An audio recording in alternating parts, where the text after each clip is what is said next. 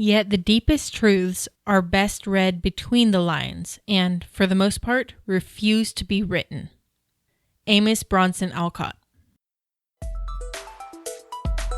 You're listening to Writing Roots, brought to you by Aspen House Publishing.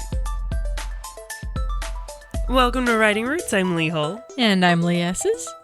And today we're talking about one of my favorite things in the writer's toolbox. Our topic is subtext. It's those things between the lines, the things that are implied.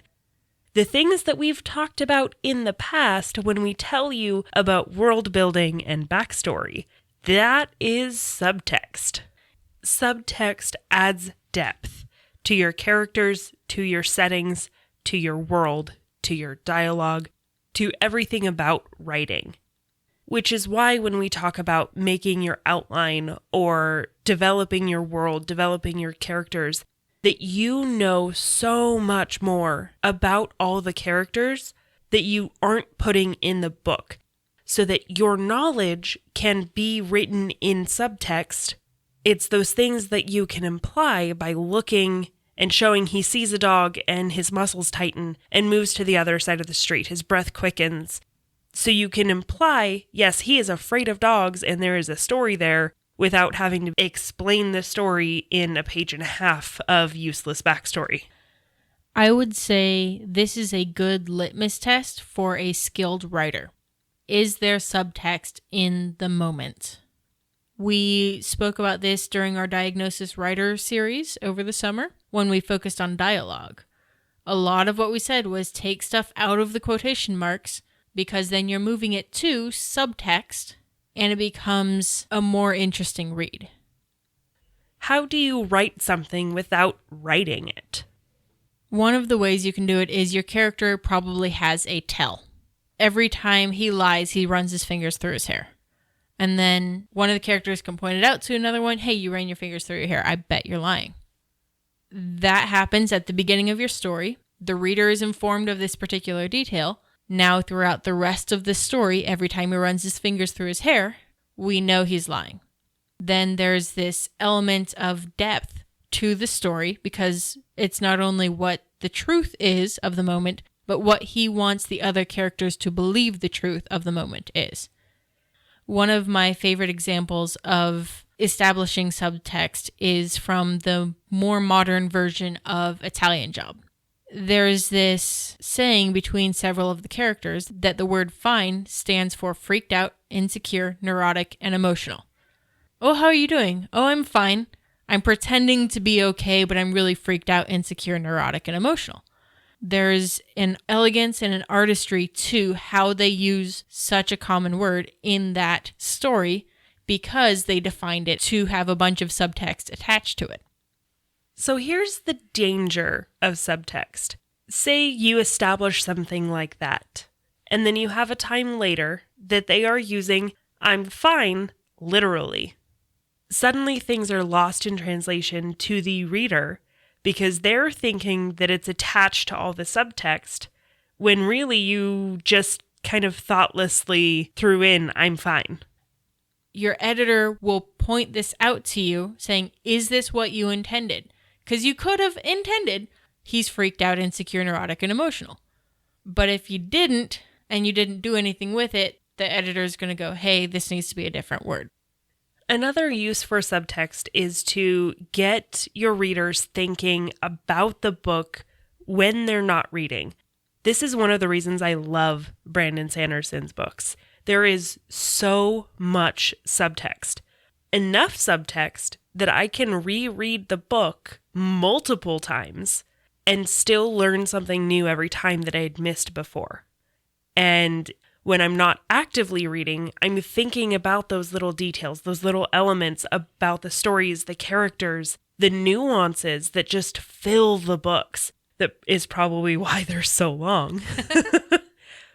This bit of detail is especially useful at the end of a chapter because that's what will get people thinking about it while they're driving, when they should be paying attention in school, when they're in the shower. These things, when their mind wanders, if it's wandering to you, goody. That's part of the goal. You want them engaged in your story and thinking about it when they aren't actively reading the book. Subtext is also really good for getting your reader to be thinking in two ways at once. If you're familiar with film, that's called a split screen, where two different things are happening at the same time. Having that subtext established will help your readers understand a lot more of the moment in a lot less acreage on the page, a lot less time spent. We understand what one character is interpreting is different than what another character is interpreting because we know he's lying. There are a couple of times, especially in writing, where subtext is very important. One of the first ones is when characters are lying. You rarely want to just come out and say, it was a lie. So you want to have those tells, those little nuances that show that without having to say it.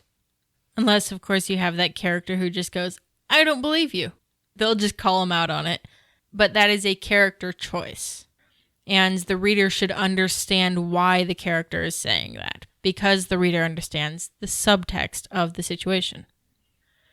Another type of story where you need to have a lot of subtext is, of course, the mystery, because everyone is looking at all of the other characters and going, did this person commit the murder? Or did this person steal the jewels? Or whatever.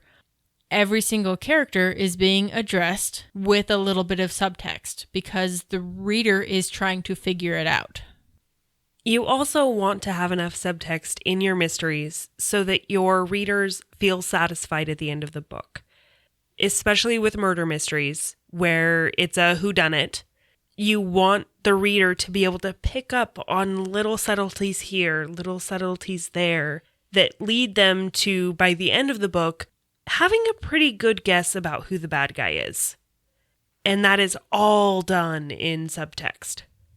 Another great use of subtext comes with introverts. They're not going to be blatant about their emotions. So you need the subtleties of subtext when you have a character who is an introvert, speaking as an introvert. Subtext is the path you take as an author to make sure it's believable for your readers. You also want subtext when you have characters that are falling in love. This one is difficult for me because when it comes to relationships and emotions, I'm pretty straightforward. So writing a subtle falling in love over time romance is not easy. But this can help your readers feel emotionally connected. They can feel like they're falling in love at the same time without being beaten over the head with it. One of my favorite moments in the Jack Reacher series is when Reacher has been friends with and commanding over this woman who is incredibly strong, incredibly powerful. She hates being touched. There's one moment when they're in a life and death situation. They know one of them is probably going to die tomorrow unless everything happens perfectly, which of course it does. In a time when he would have slept with anyone else, he didn't. He respected her and he didn't touch her, but she reached out and put her hand on his for like 4 seconds and then walked away and went into her room. But that was the first time after like 20 years of being friends, the first time they had physical contact. And there was so much subtext in the emotions of that moment that I just loved it so much. Subtext is also fun when you need something to sound ominous or to carry a second meaning, like the example from the Italian Job of I'm fine. If I have a character who is bleeding out and the mother figure is holding him in her arms and she goes, everything's going to be okay. You know as a reader, everything is not going to be okay. Another word that carries a lot of subtext is goodbye. If you watch a fair amount of TV, pay attention to when they end a phone call with goodbye. That feeling, that sinking in your gut, that's intentional by the writers. Of course, when a character is lying for the sake of someone's emotional status, oh, I'm just kidding. They're not. They said it for a reason. They're not actually kidding. There's a bit of truth behind every just kidding. Oh, I don't care. Yeah, they do. They wouldn't bring it up if they didn't. Yeah. Or, I don't know. How many times have you met a kid where you ask them what happened and they go, I don't know. There is plenty of subtext in all of these phrases to throw in, but use them intentionally because your reader will infer something that you might not have meant to imply. If you have more questions about the use and what subtext is, look up actors talking about subtext. They have to deal with this a lot because screenplay writers write the text and then the actors have to act the subtext. And as the writer, you are kind of both. You need to write the text, imply the subtext in a way that your readers can latch onto it and live it like an actor would. So if something feels wrong in the story that you're writing, try implying as much of it as you can with subtext and then bringing it back to literal, because that will give you a much richer story. Instead of him saying, I don't want to go fight the dragon, he can hesitate in putting his armor on, and he can go, well, we could always fight the dragon tomorrow. You can start implying all of these things with subtext if you're feeling that your story is falling a little flat. A lot of the time, you just want to make it smaller. Go down onto a smaller level, which we will be talking about in a week. But until then, write selfishly.